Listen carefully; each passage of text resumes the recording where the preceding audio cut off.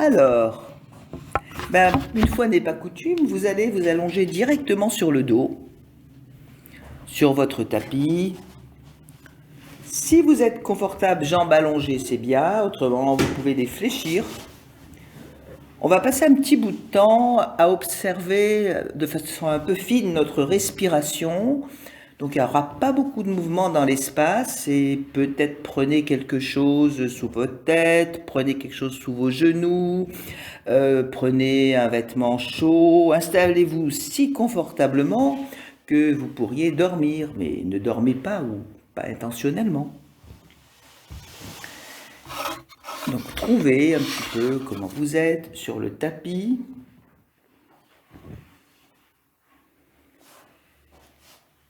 Où sont vos appuis? Dans vos pieds, dans votre bassin, dans vos jambes si elles sont longues. Qu'est-ce qui touche pas? Et puis dans votre tronc, dans votre cage thoracique, dans votre tête. Et puis observez la façon dont votre respiration vous bouge. Vous laissez faire l'entrée et la sortie de l'air et ça provoque des mouvements dans votre corps qui ont des échos sur le tapis qui vous sert de miroir. Donc voilà, suivez les chemins comme ça de votre respiration. À l'inspire, à l'expire. Suivez son rythme aussi. Quelle est la durée de l'inspire en comparaison à l'expire? Est-ce que vous faites une pause après l'inspire? Et une pause après l'expire?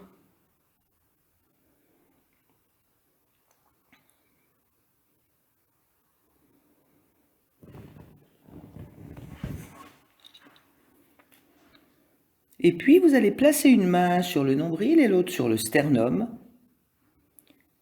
Et vous laissez vos coudes au sol, même si les mains ne sont pas complètement au milieu.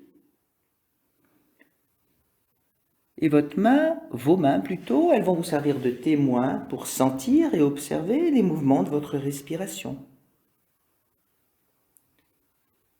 Et faites ça sans vous manipuler, sans chercher à respirer de telle ou telle façon. Vous observez, c'est tout.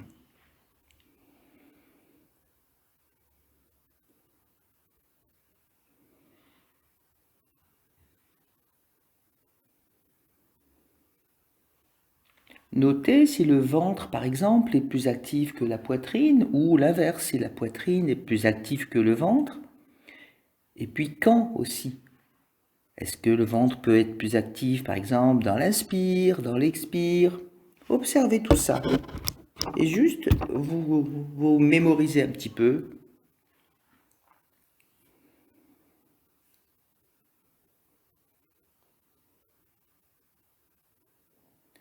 Et maintenant, vous allez placer vos deux mains sur le bas-ventre, à l'endroit, si vous avez les jambes pliées, où vous commencez à sentir vos cuisses.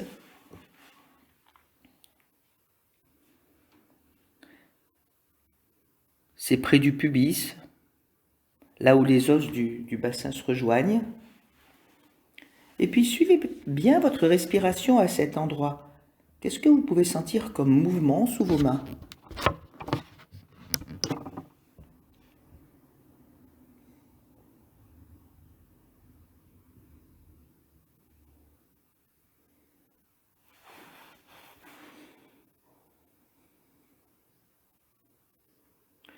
Et puis vous allez monter vos mains pour faire contact maintenant avec le haut du ventre, juste sous les côtes.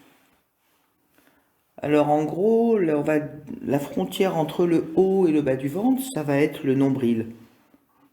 Et essayez de bien distribuer vos mains de chaque côté.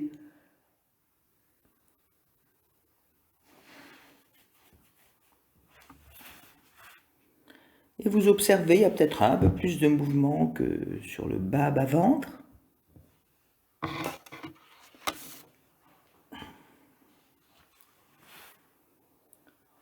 Et vous vous manipulez pas, vous cherchez pas à masser d'un côté, à respirer plus en haut qu'en bas, Vous laissez faire, c'est votre respiration qui vous bouge.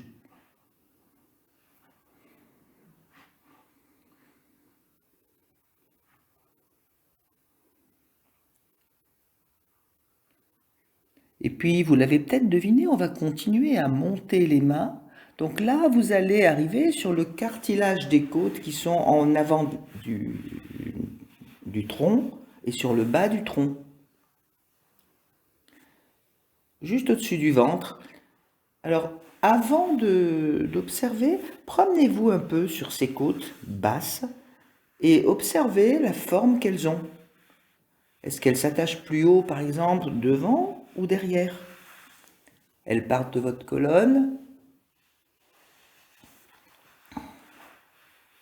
Et ces côtes-là sont très souples, elles ont une majorité de cartilage dans leur composition, donc elles peuvent bouger beaucoup plus facilement qu'un os dur.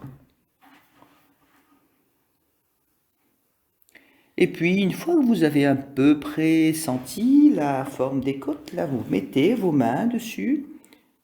Et encore une fois, elles vont vous servir de témoin pour sentir les mouvements de votre respiration. Suivez votre souffle à cet endroit.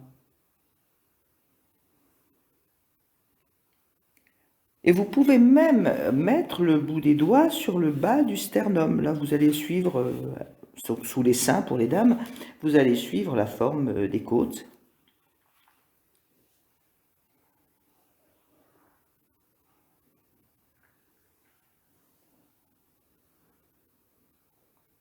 Et vous observez les mouvements de votre respiration à cet endroit. Le rythme de l'inspire par rapport à l'expire. Et puis, à peu près à la même hauteur dans votre tronc, vous allez placer vos mains, et plutôt le dos des mains, je pense que ce sera plus facile, sur le côté des côtes. Donc, ça va être contre le sol. Donc, c'est les côtes, hein. Donc, les côtes, c'est pas très loin des aisselles. Il y a un endroit où vous n'aurez pas d'os sur le côté, là où il y a les coutures du pull, c'est la taille. Donc, juste au-dessus du bassin, et les côtes, c'est au-dessus. Et puis suivez le mouvement de votre respiration dans les côtes basses, latéralement. Et vous placez vos mains en vous contorsionnant le moins possible. Ce sont des mains témoins. Et c'est important de sentir à cet endroit-là parce que la plupart d'entre nous, nous pensons la respiration comme quelque chose qui se passe en avant. C'est juste, mais elle se déploie aussi sur les côtés et elle se déploie aussi en arrière, notre respiration.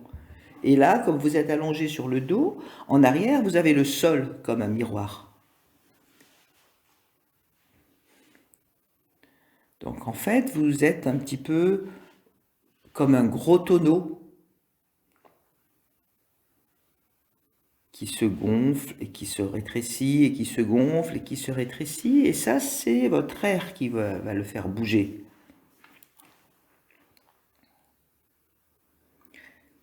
Et puis, vous allez maintenant déplacer vos mains sur le haut de la poitrine, à peu près à la hauteur des clavicules, au-dessus des seins, sur les pectoraux. Alors là, c'est au choix, c'est comme c'est le plus confortable. Soit vous mettez les doigts, le dos des doigts, soit vous mettez la paume de la main. Vous pouvez essayer plusieurs solutions et vous prenez la plus simple pour vous. Donc vous êtes sur la partie supérieure de la cage thoracique. Donc les doigts doivent être tout près des clavicules. Et n'amplifiez surtout pas le volume. C'est un endroit qui bouge quand on respire, mais qui n'a pas d'immense amplitude. Tout simplement, même anatomiquement, on a un peu moins de cartilage dans cet endroit-là, et c'est fait aussi pour soutenir d'autres parties du corps. Donc, on n'est pas fait dans le haut de la cage et dans le bas de la même façon.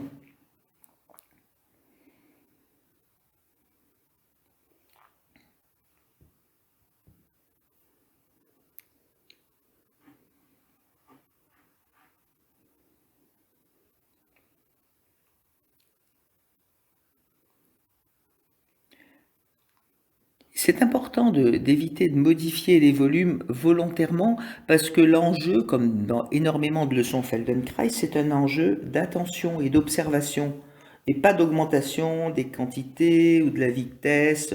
On peut augmenter la vitesse ou la diminuer pour sentir, mais pas pour aller plus vite ou pour aller plus lentement. Et à la longue, on finit quand même par avoir, là, dans le cas qui nous occupe, de la respiration, un volume respiratoire qui va finir par être ample, mais en l'observant.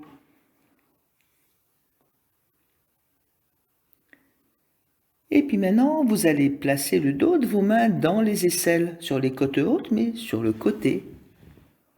Peut-être un peu la poule. Les enfants, ils se mettent des fois comme ça et disent « moi je fais la poule ». Et comment ça bouge là?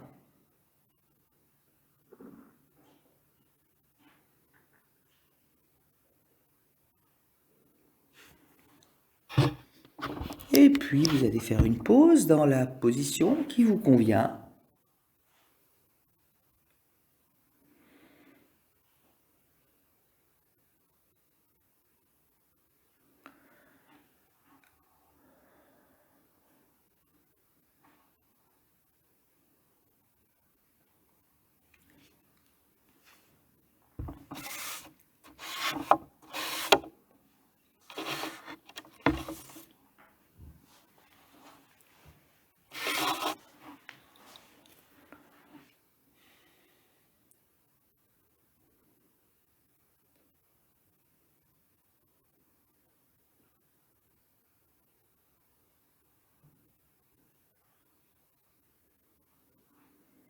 Et puis quand vous êtes prêt ou prête, vous revenez sur le dos et vous déposez vos deux bras le long du corps.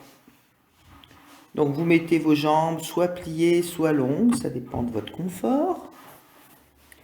Et vous allez placer la main de votre choix sur le bas du ventre, latéralement.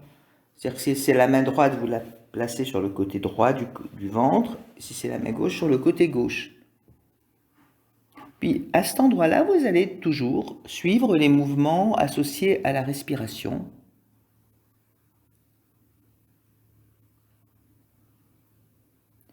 Notez bien si votre main détecte des mouvements associés à l'inspire, à l'expire.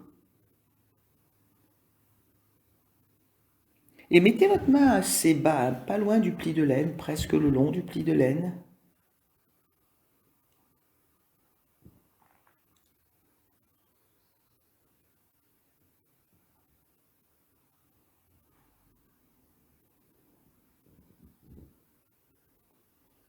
Et puis, vous allez déplacer cette même main, mais sur le haut du ventre, mais toujours latéralement, c'est-à-dire que vous ne travaillez qu'un côté.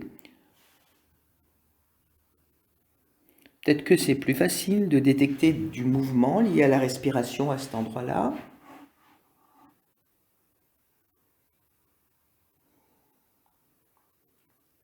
Et c'est vrai que dans la physiologie de la respiration, le mouvement du diaphragme est plus facile à détecter dans la descente, très proche du bas des côtes. Alors, qu'est-ce que vous en sentez de la descente de votre diaphragme?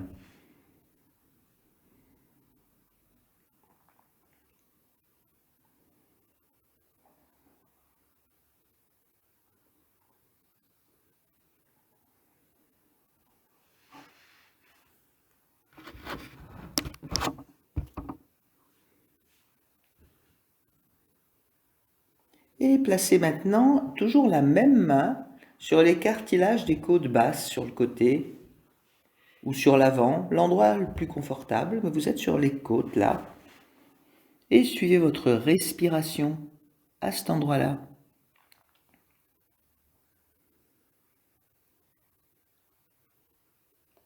Donc là, depuis tout à l'heure, on est en train de latéraliser notre observation.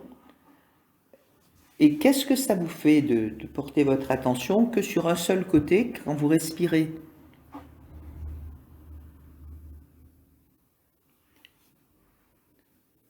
Est-ce que, c'est une question là que je pose, est-ce qu'il n'y aurait pas plus d'air qui pénètre par la narine de ce côté? Dans la trajectoire de l'air, quand on respire, l'air passe par la narine ou les narines, ça dépend comment on respire, par la bouche, et puis après, tout s'en va dans la tuyauterie, dans la gorge, et ça se centralise dans le fond de la gorge, dans la trachée, puis ça se relatéralise dans les bronches et dans les poumons. Est-ce que vous pouvez sentir ça? Sauf que là, on part d'une inspiration qui est moins latéralisée, plus latéralisée, pardon.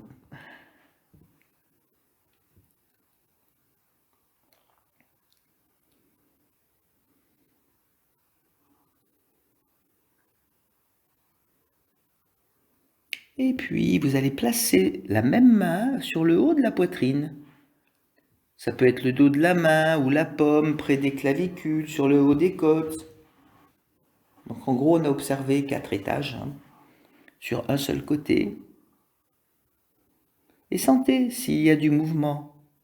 Quel mouvement, quel rythme de mouvement dans le haut de la cage thoracique.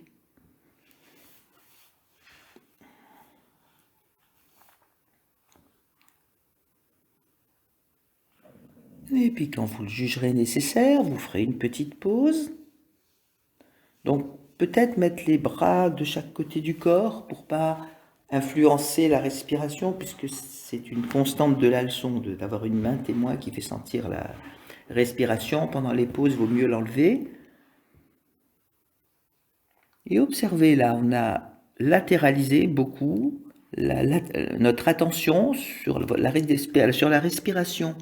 Qu'est-ce que ça laisse comme trace dans votre façon d'être au sol, de respirer, dans votre visage, dans vos yeux même? Est-ce qu'ils sont pareils, vos deux yeux?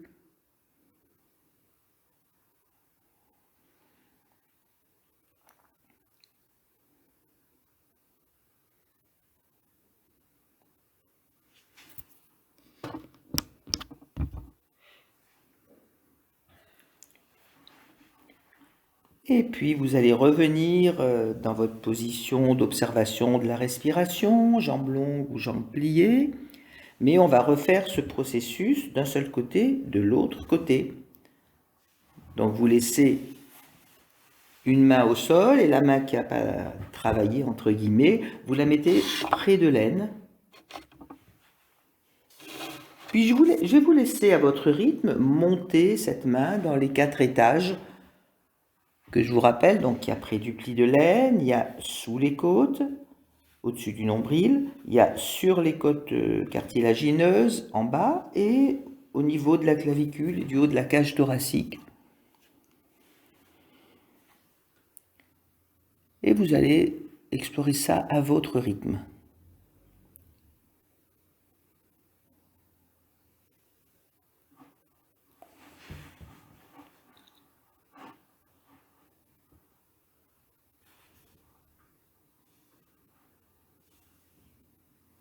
Et quand à un étage, ça commence à vous enquiquiner et à plus être intéressant, bah vous changez d'étage.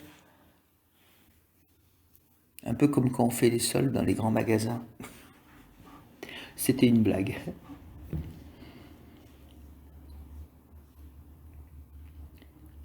C'était une blague pour vous dire, évitez de tomber dans la routine, dans quelque chose d'un peu pilotage automatique. Quand il y a ce signe-là qui arrive, ça veut dire qu'il faut passer à autre chose.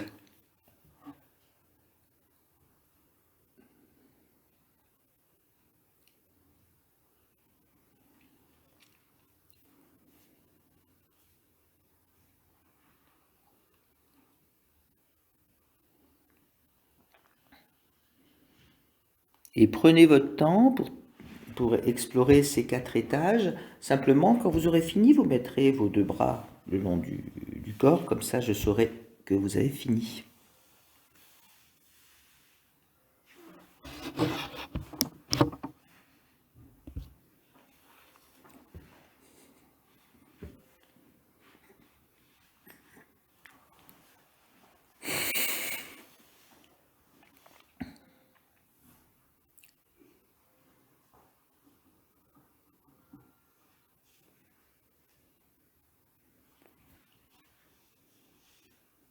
Et observez maintenant comment le sol vous accueille.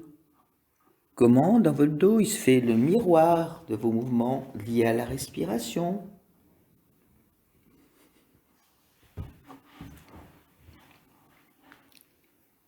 Comment votre bassin est posé au sol. Comment votre tête est posée.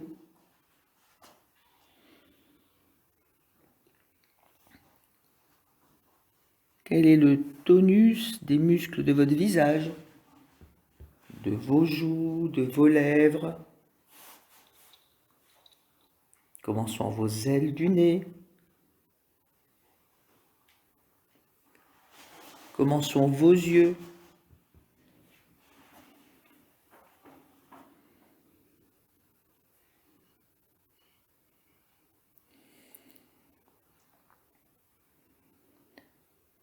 Et puis vous allez essayer maintenant la combinaison suivante. Vous allez placer une main en bas à droite et l'autre main en haut à gauche. Donc, vous formez une diagonale avec vos mains. Et est-ce que vous pouvez, rien que par votre respiration, établir cette diagonale entre vos mains? Est-ce que vous pouvez la sentir quand vous respirez? Est-ce que votre tête participe au mouvement?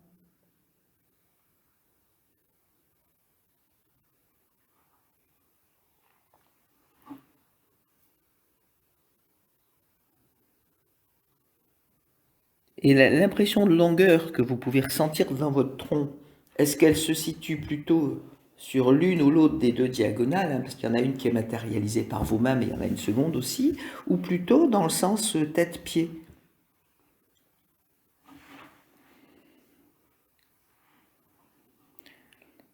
Et est-ce que votre diagonale, elle est que sur le devant, sur la partie de votre tronc qui est vers le plafond, ou est-ce qu'elle peut descendre vers le sol, et est-ce qu'elle peut prendre de l'épaisseur, ou être uniquement sur le sol?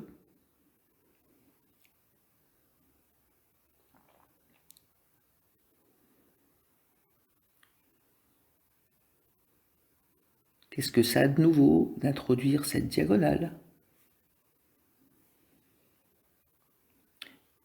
Et puis vous allez changer la position respective des deux mains pour expérimenter l'autre diagonale.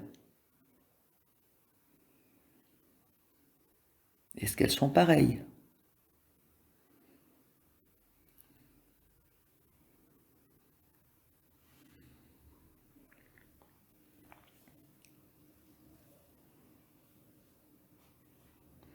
Et dans cette seconde diagonale, vous allez monter la main d'en bas d'un étage, donc vous allez la passer sur le haut du ventre, et vous allez descendre la main d'en haut sur le bas du thorax. Donc vous allez raccourcir la diagonale. Vous avez toujours une diagonale, mais c'est une petite diagonale.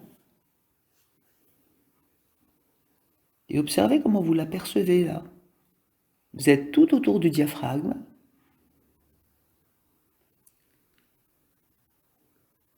Il y a un plexus là.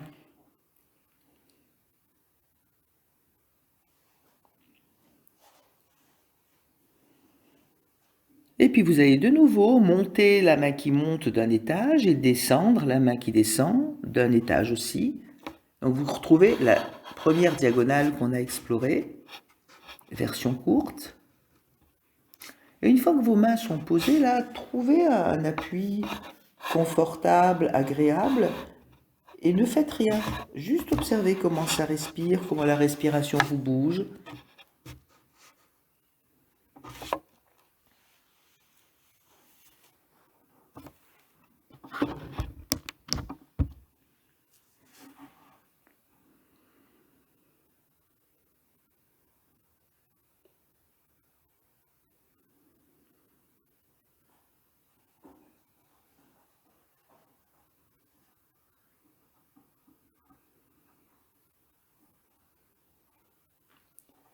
Et encore une fois, vous allez monter la main qui monte jusqu'à la racine de l'épaule et la main qui descend vers le pli de l'aine. Donc vous retrouvez une grande diagonale et vous avez inversé, enfin changé de diagonale en cours de chemin.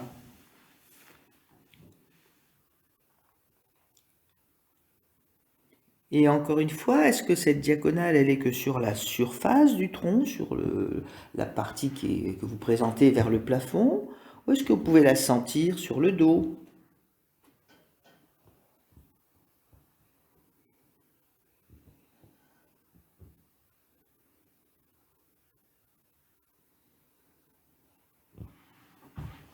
dans toute l'épaisseur de votre tronc. Est-ce que vous vous sentez en 3D?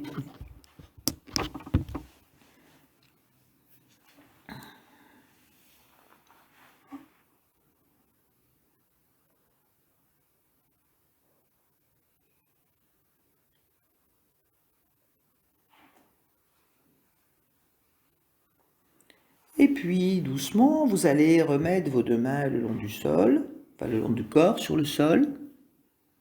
Quand vous vous sentirez prêt,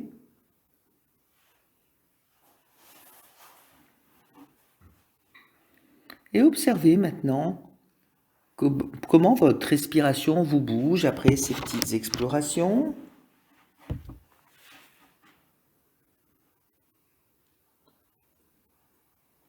Où se développe du mouvement lors de l'inspire, lors de l'expire.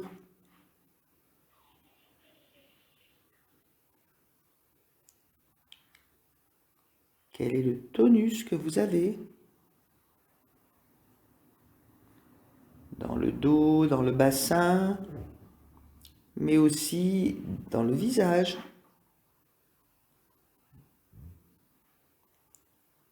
Est-ce que vous pouvez encore lâcher quelque chose sur le pourtour des yeux, sur les ailes du nez,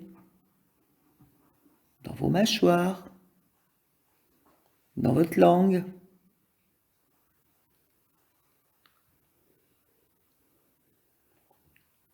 Et puis tranquillement, avec votre langue, vous allez la mettre en bas, que le bout de la langue touche les dents du bas. Et à partir de là, vous allez la laisser aller, toujours le long des dents, sur la droite et de retour au centre. Mais vraiment avec la curiosité de vous demander, mais c'est quoi le relief de mes dents? Et vous faites ça de préférence à la jonction entre les dents et la mâchoire, la pulpe de la peau. Et observez la consistance des dents, la consistance de la mâchoire. Qu'est-ce que ça fait quand vous déplacez là le bout de la langue? Dans le fond de la langue, il y a quelque chose qui se passe aussi, forcément. Dans la gorge, donc. Là où passe l'air quand vous respirez.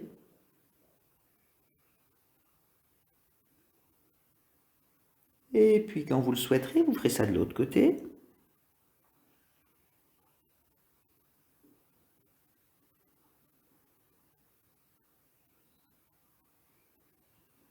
Et est-ce que votre panier d'attention est assez grand pour observer quand vous faites ça, donc les mouvements de votre langue, votre respiration, le passage de l'air dans le fond de la gorge, et aussi les mouvements de votre mâchoire, par exemple. Est-ce qu'elle bouge avec votre mâchoire? Est-ce qu'elle bouge pas avec? Puis vous pouvez faire un aller-retour droite-gauche maintenant sur le bas de votre bouche. Si vous apercevez que votre mâchoire bouge avec la langue, faites plus petit comme mouvement. Même si vous n'allez pas sur la dernière molaire, c'est pas grave. Et est-ce que ça respire toujours? Comment passe l'air au fond de la gorge?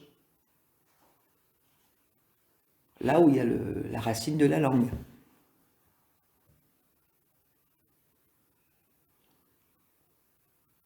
Et puis vous pouvez faire ça aussi dans le haut de votre bouche, sur la mâchoire supérieure, avec la langue. Vous caressez tout doucement à la jonction des dents du palais. Et vous observez comment bouge le fond de langue, comment passe l'air à côté de ce fond de langue, comment il va jusque dans les bronches, se relatéralise, remonte.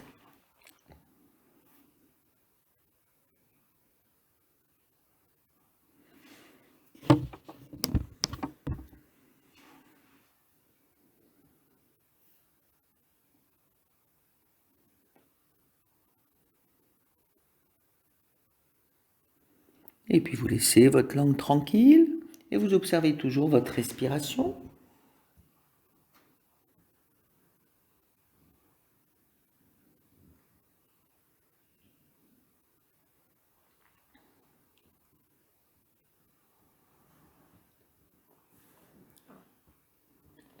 Et par où vous respirez? Par le nez, par la bouche?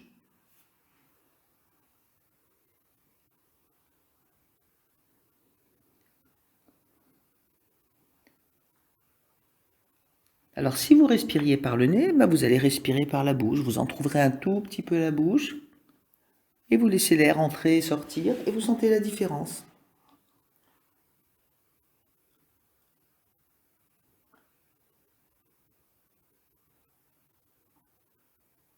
Et qu'est-ce qui se passe toujours dans votre fond de gorge, dans votre racine de langue?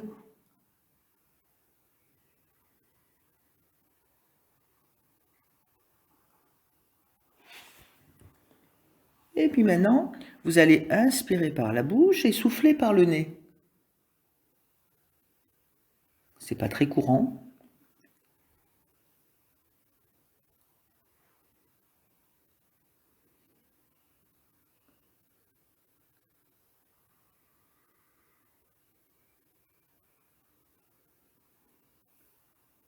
Et est-ce que, avec votre attention, vous pouvez toujours suivre le trajet de l'air, donc qui aspire plus bas, qui est inspiré plus bas, qui redescend dans la trachée, donc là tout est centralisé, puis dans les poumons c'est de nouveau latéralisé, et puis quand vous soufflez, ça souffle plus haut, entre guillemets, puisque ça redescend par le nez. Et observez comment ça se passe au carrefour, c'est-à-dire dans la gorge.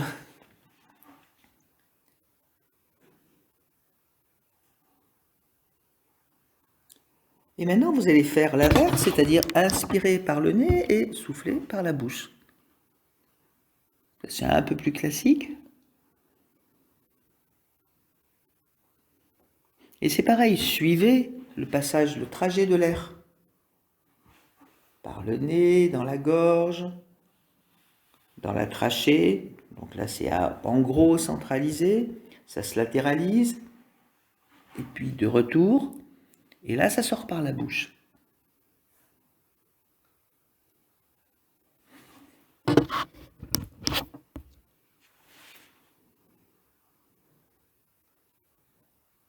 Et puis, je vais vous demander de sonoriser votre expire. Vous faites un A, un O, ce que vous voulez. Et qu'on l'entende.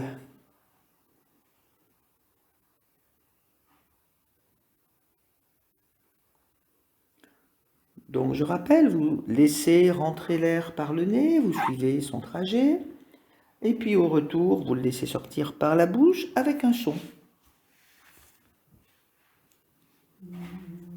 Sur une voyelle, parce que si vous fermez la bouche, vous faites un M, c'est par le nez que ça va sortir.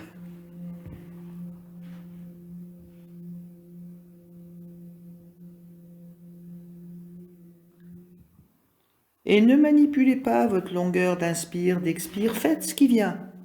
Et vous observez, sentez où ça vibre, où ça circule, où l'air circule, et où la vibration circule.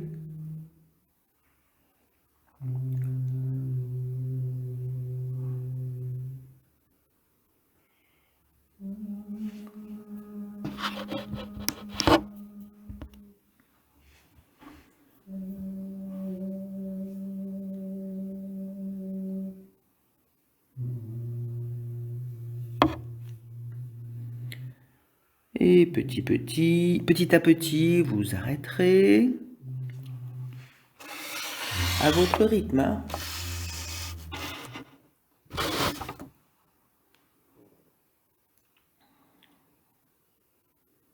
Et notez les traces de ces mouvements de circulation d'air, de ces vibrations dans votre corps, dans votre respiration, dans la sensation que vous avez du tapis. Est-ce qu'il vous semble plus souple, plus dur? Lui, il n'a pas changé, mais vous avez peut-être modifié un certain nombre de sensations.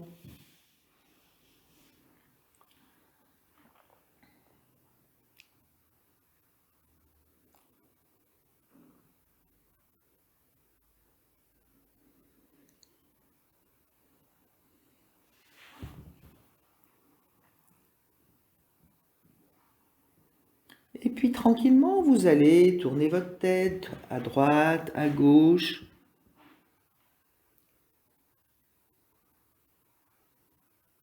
Très lentement. La tête à droite, la tête à gauche.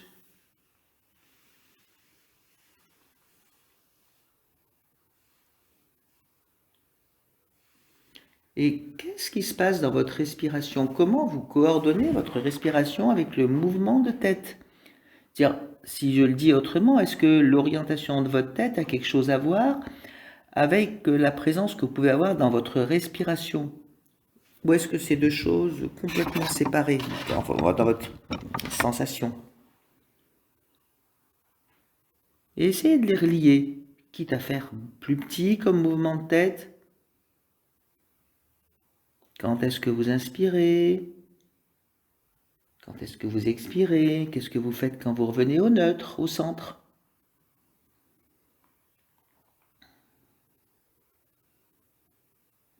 Tout tranquille, tout simple.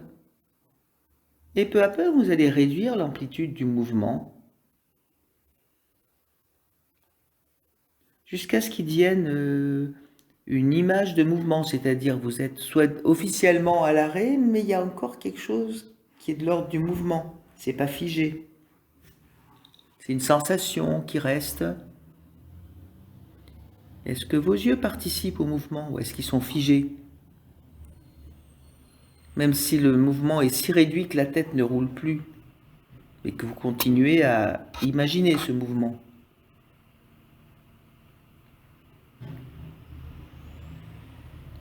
Et quel est l'effet ou quels sont les effets de ces mini-mouvements de la tête et des yeux sur votre respiration?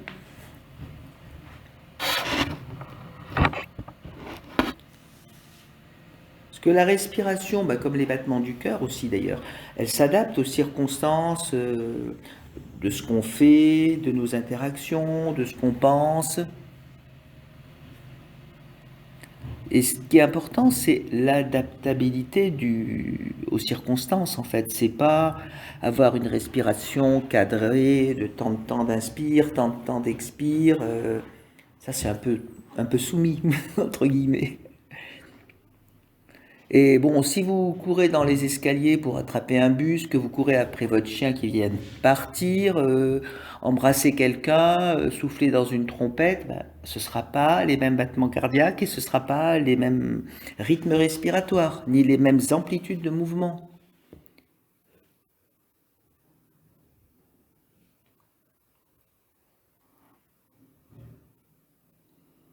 Et il y a de plus en plus quand même d'études en neurosciences qui, qui montrent que la santé est dans la variété et dans l'utilisation de ces variétés de rythme, d'amplitude et dans la façon de s'en servir pour ce dont on a besoin, plus que dans une normalisation.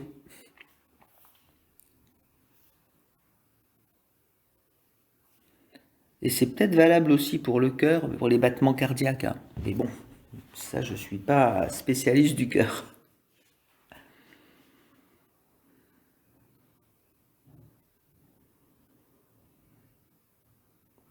Donc en gros, il n'y a peut-être pas de respiration idéale, il y a celle qui s'adapte à nos besoins et à nos mouvements et à nos émotions et aux circonstances.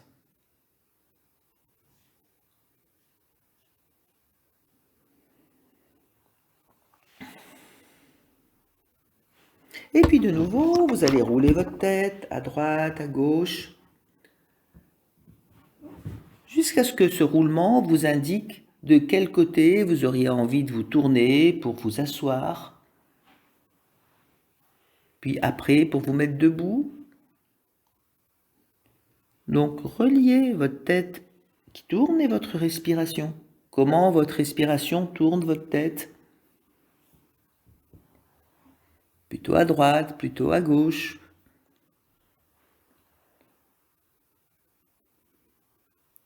Et tout ça pour vous mettre sur le côté. Et vous levez après avoir fait une petite transition.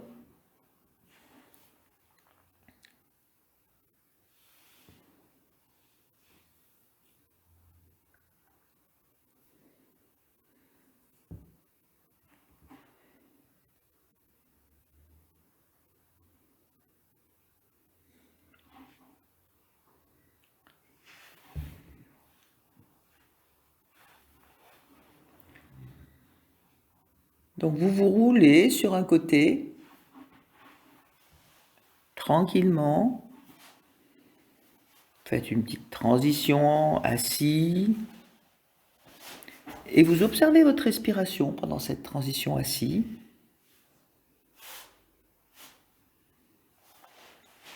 Puis debout. Et puis là, restez un moment à côté de votre tapis.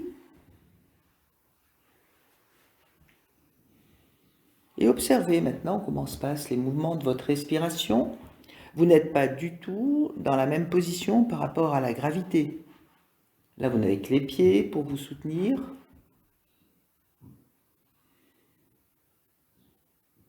Vous avez les pieds en bas, la tête en haut. Et comment votre diaphragme peut descendre à l'inspire, remonter, bouger, mais en tenant compte de la pesanteur, ce qui nous attire quand même vers le bas. Et Feldenkrais avait cette idée un peu originale et un peu rigolote que si on vivait suspendu par les pieds et la tête en bas, ben peut-être qu'on parlerait en inspirant. Bon, ben on n'a pas essayé. Hein.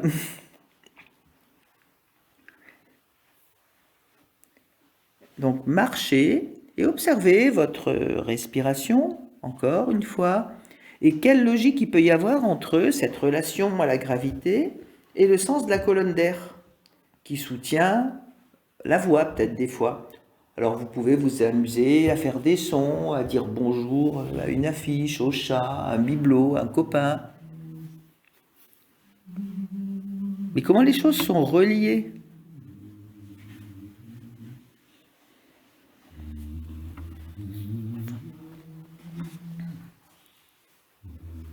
Et pourquoi quelqu'un a pu penser un jour que si on avait les pieds suspendus et la tête d'en bas, on pourrait chanter en aspirant ?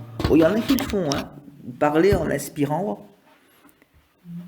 Puis il y a un animal qui met tout le monde d'accord, c'est l'âne, parce que lui, il fait les deux. Voilà.